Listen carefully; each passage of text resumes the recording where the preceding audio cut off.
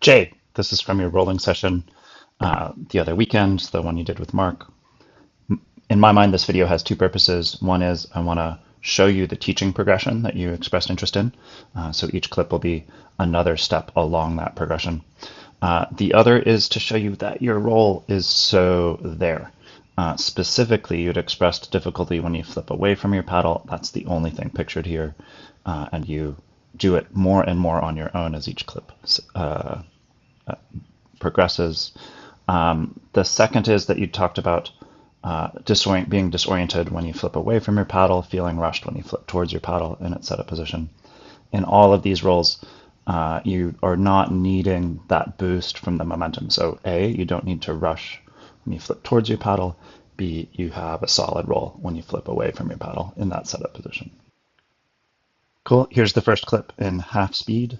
I'm pretty hands-on.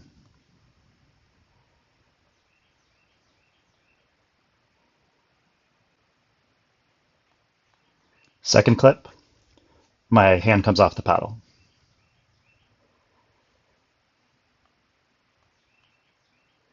Third clip, my hand comes off the paddle even earlier, and I am touching your life jacket strap when you're under there, but I am doing nothing to keep you partway upright or help you back up on the way up.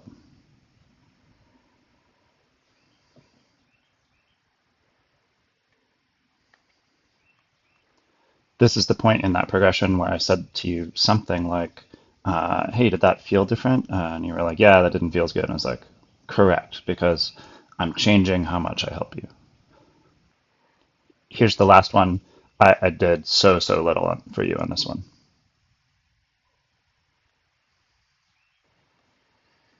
So just a quick summary with this teaching progression, thinking about you as an instructor.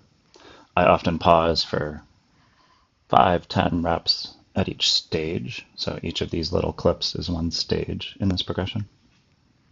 And I don't move on until the student is feeling really smooth at one stage. I don't move on to the next stage.